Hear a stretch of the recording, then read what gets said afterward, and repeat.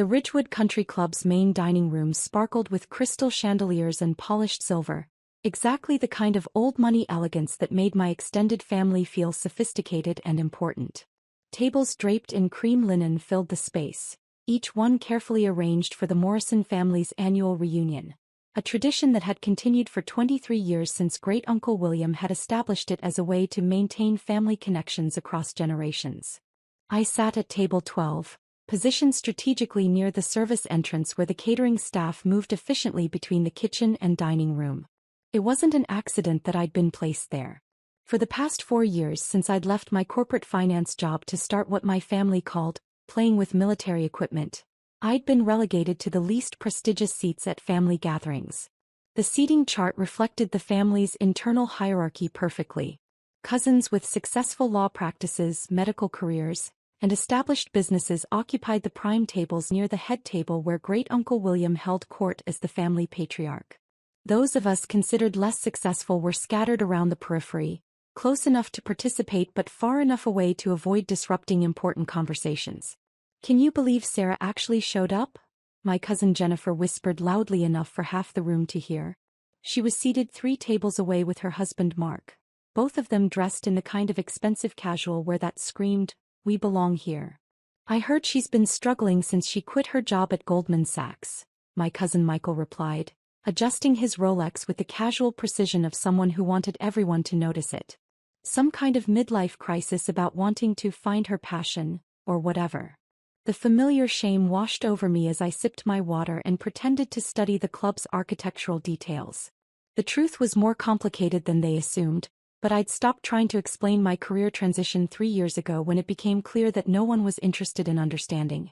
"You can't afford to be at this country club," Jennifer announced, her voice carrying across the dining room with the authority of someone who'd appointed herself the family's social arbiter. "The membership fees alone are $50,000 annually, plus dining minimums and event charges." Others nodded in agreement. My cousin David looked concerned rather than malicious, but he didn't contradict Jennifer's assessment. Even my Aunt Patricia, who'd always been kind to me, seemed uncomfortable with my presence at such an expensive venue. "Maybe Sarah has a sugar daddy," my cousin Lisa suggested with a cruel laugh. "How else would she afford to eat here?" More laughter rippled around the nearby tables. I kept my eyes on my salad, cutting small pieces of mixed greens while my family discussed my supposed financial struggles.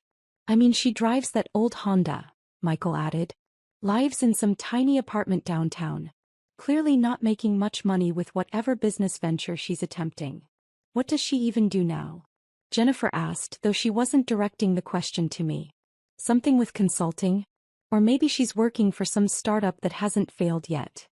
"Defense contracting," my Aunt Patricia said quietly. "She mentioned something about military contracts when I talked to her last Christmas." "Oh, so she's trying to sell paperclips to the Pentagon," Jennifer said with theatrical disappointment. "How quaint." The conversation continued around me, my family members analyzing my career choices and financial situation as if I weren't sitting 20 feet away.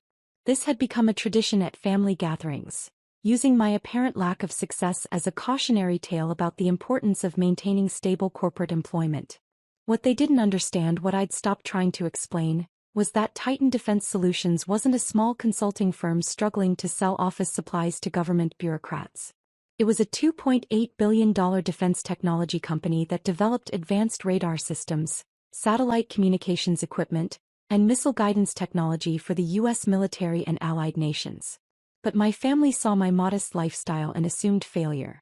I'd founded Titan Defense 4 years ago after leaving Goldman Sachs, using my background in military finance and my understanding of defense procurement processes. The company had grown from a single contract worth $50,000 to become one of the fastest-growing defense contractors in the country, with active projects for the Air Force, Navy, Army, and several NATO allies. However, explaining defense contracting to civilians was complicated, especially when most of the work involved classified projects that couldn't be discussed in detail. It was easier to let my family make assumptions than to violate security protocols trying to correct their misconceptions. "I heard she's living paycheck to paycheck," Michael said, his voice filled with the kind of false sympathy that made the criticism sting more. "Apparently she had to borrow money from her parents last year." That wasn't true, but I didn't correct him. The loan he was referring to was actually a business investment where my parents had purchased a small equity stake in Titan Defense. They'd received a 400% return on their investment when we'd completed our Series B funding round, but they'd never mentioned that windfall to the extended family.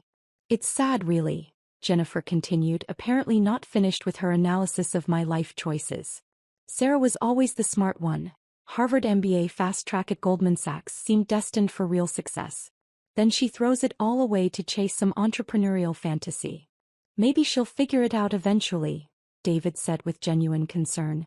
Some people need to learn the hard way that business ownership isn't for everyone.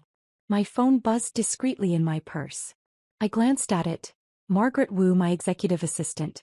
I let it ring, not wanting to give my family additional ammunition about my inability to maintain professional boundaries during social events. The phone buzzed again 30 seconds later. Margaret again. Sarah, Aunt Patricia said gently, noticing my phone. Maybe you should take that call? It might be important. It's probably a bill collector, Jennifer said with a laugh that wasn't entirely joking. Or maybe her landlord asking about rent. The phone buzzed a third time. This was unusual. Margaret was extraordinarily professional and wouldn't call repeatedly during a family event unless something urgent was happening. Excuse me for just a moment, I said, standing and walking toward the club's lobby area to take the call privately. Margaret, I answered quietly, what's happening? Ms. Johnson, I apologize for interrupting your family gathering, but we have a significant development with the Boeing contract. What kind of development? The Pentagon fast-tracked the approval process. Boeing's executive team flew in from Seattle this morning and they're requesting an immediate contract signing ceremony. They want to formalize the agreement today rather than waiting until next week. I felt my pulse quicken. The Boeing contract was the largest single deal in Titan Defense's history. A $2 billion agreement to provide advanced radar systems for the new generation of military transport aircraft. Margaret, I'm at a family event at Ridgewood Country Club. I understand, and normally I would reschedule, but Boeing's CEO is only available today. They have a board meeting Monday morning where they need to announce the contract signing, and the Pentagon wants the deal finalized before the weekend. How urgent is this? Ms. Johnson, this contract represents 40% of our projected revenue for the next 3 years. Boeing's executives flew here specifically to meet with you, and the Pentagon liaison is standing by for the signing ceremony. I looked back toward the dining room where my family was probably still discussing my financial struggles and poor life choices. Margaret, how long would the signing take? Approximately 1 hour. We've prepared everything in the club's business center. Signature pages, witness documentation, executive summaries for the Boeing team. I took the liberty of reserving the boardroom when I realized we might need it. The club's boardroom? Yes, ma'am. I called ahead and explained that we needed space for a major business transaction. The club management was very accommodating once I mentioned the nature of the contract. I made a decision that would change everything. Margaret, bring the Boeing executives to the dining room. Ma'am. Bring them to the main dining room where my family is eating. I want them to meet me there. Are you certain? This is a very high-profile contract signing. I'm certain. Give me 5 minutes to prepare the family, then bring the Boeing team to table 12. Understood, Ms. Johnson. The executives are very excited to finalize this agreement. I returned to the dining room where the conversation about my financial situation was still ongoing. Jennifer was explaining to a cousin from out of town how my career transition had been a cautionary tale about the dangers of abandoning stable employment. I took my seat at table 12 and waited. Sarah, David said as I sat down, everything okay with your phone call? Just some business to handle, I said quietly. I hope it wasn't anything too serious, Aunt Patricia said with concern. You looked worried when you stepped out. Nothing I can't manage. Jennifer laughed. Let me guess. Client emergency? Sarah, you need to set better boundaries with your consulting clients. They shouldn't be calling you during family events. It wasn't exactly a consulting matter, I said. Oh. Michael raised an eyebrow. What kind of business emergency requires handling during Sunday brunch at the country club? Before I could answer, I saw Margaret approaching across the dining room. She was dressed in her usual professional attire, charcoal gray suit, understated jewelry, leather portfolio, and she was followed by 4 people in expensive business suits who moved with the confident precision of corporate executives. The dining room began to quiet as other diners noticed the group of obviously important business people making their way purposefully across the room. "Sarah," Margaret said as she reached table 12. "I hope I'm not interrupting your family celebration." Every conversation in the nearby tables stopped. My cousins were staring at Margaret and the executives with expressions of confusion and growing curiosity. "Not at all, Margaret. What do you need?" "Ms. Johnson, I'd like you to meet the Boeing executive team." Margaret gestured to the 4 people standing beside our table with professional confidence. "This is James Chin, CEO of Boeing Defense, Space and Security. Patricia Martinez, Senior Vice President for Military Contracts. Robert Kim, Chief Financial Officer. And Colonel Sarah Thompson, Pentagon Liaison for Advanced Defense Systems." The dining room had gone completely silent. 50 family members holding forks and coffee cups, all staring at the group of executives who had apparently come to our family reunion to conduct business. "Ms. Johnson," James Chin extended his hand with a warm smile, "it's an honor to finally meet you in person. Your reputation in defense contracting precedes you." I stood and shook hands with each executive while my family watched in stunned silence. "The pleasure is mine, Mr. Chin. Thank you for making the trip on such short notice." "Ms. Johnson," Patricia Martinez said, "I want you to know that Boeing's board of directors is incredibly excited about this partnership. Titan Defense's radar technology represents the future of military aviation systems." Jennifer's mouth was hanging open. Michael had set down his coffee cup and was leaning forward to catch every word. "Colonel Thompson," I said, turning to the Pentagon representative, "I appreciate the Department of Defense expediting the approval process." "Ms. Johnson, when technology like yours comes along, we move quickly," Colonel Thompson replied. "The radar systems Titan Defense has developed will give our pilots capabilities they've never had before." Margaret opened her portfolio and removed a leather-bound document folder. "Ms. Johnson, if you're ready, we can proceed with the contract signing." "What contract signing?" Great-Uncle William called from the head table, his voice carrying across the now silent dining room. "The $2 billion defense contract between Boeing and Titan Defense Solutions," Margaret announced to the room. "Ms. Johnson's company will be providing advanced radar systems for the next generation of military transport aircraft." The silence that followed was so complete I could hear the air conditioning system cycling on. $2 billion? Jennifer's voice came out as a whisper. "Ms. Johnson," James Chin said, addressing both me and apparently my entire family, "this contract represents one of the largest defense technology agreements Boeing has signed this year. Titan Defense Solutions has developed radar capabilities that exceed anything currently available in the market." David was staring at me like I'd grown a second head. "Sarah, you own Titan Defense Solutions?" "I founded it 4 years ago," I said simply. "But Titan Defense Solutions is..." Michael was frantically Googling something on his phone. "It's one of the top defense contractors in the country.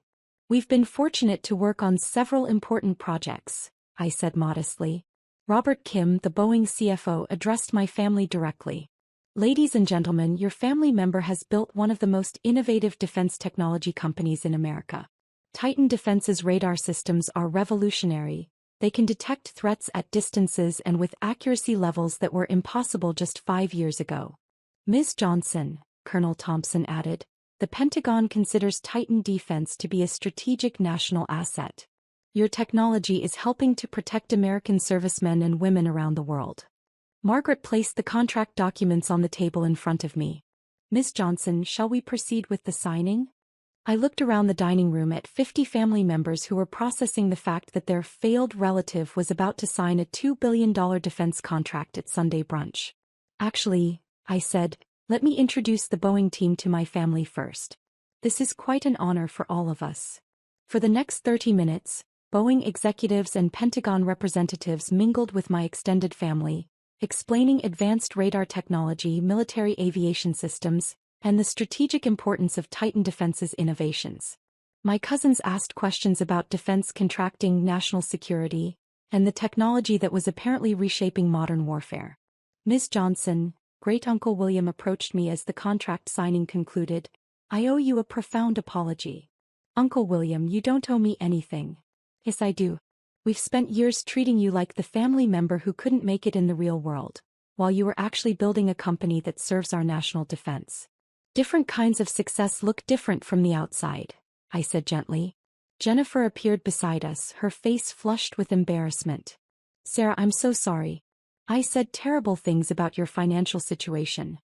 You made assumptions based on what you could see, I replied.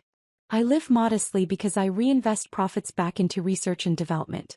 Every dollar I don't spend on luxury items goes toward developing better technology to protect American military personnel. But why didn't you correct us? Michael asked, joining our conversation. Why let us think you were struggling financially? I thought about how to answer while watching Margaret coordinate the final contract details with Boeing's legal team. Because I wanted to know that my family cared about me regardless of my bank account, I said.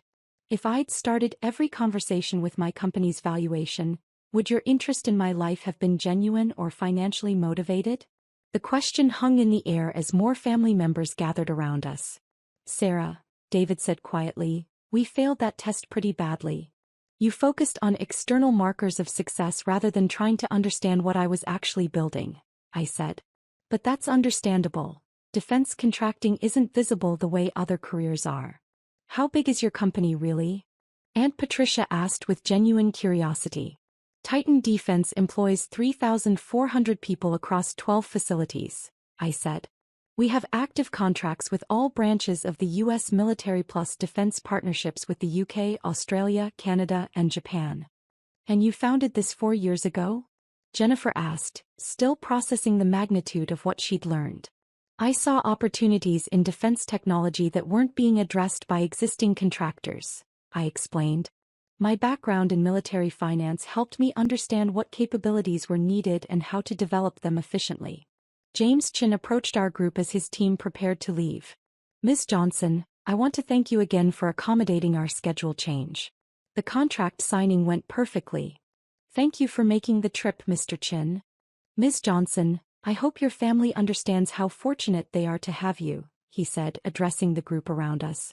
Titan Defense is one of Boeing's most valued partners, and Sarah's leadership in defense technology is recognized throughout the industry. After the Boeing executives departed, the family reunion continued with a completely different energy. Instead of discussions about my apparent failure, conversations focused on national security, technology innovation, and the intersection of business success with public service. Sarah, Great-Uncle William said during his traditional closing remarks, I want to apologize on behalf of the family for not understanding the importance of your work. Uncle William, defense contracting is complicated to explain, especially since much of it involves classified projects. But we should have asked better questions and listened more carefully to your answers. You should have trusted that I knew what I was doing, even when it didn't look like conventional success. As the reunion concluded and family members prepared to leave, Jennifer approached me in the parking lot. Sarah, can I ask you something personal? Of course. Are you happy? With your work, your company, the path you've chosen? I looked back at the country club where the staff was cleaning up after our family gathering, then at my modest Honda parked between my cousin's luxury vehicles. Jennifer, I wake up every morning knowing that the technology we develop helps protect American service members in dangerous situations around the world, I said. When our radar systems help a pilot avoid a missile, or when our communications equipment helps soldiers coordinate safely, that's the most fulfilling work I can imagine. That sounds like happiness. It is.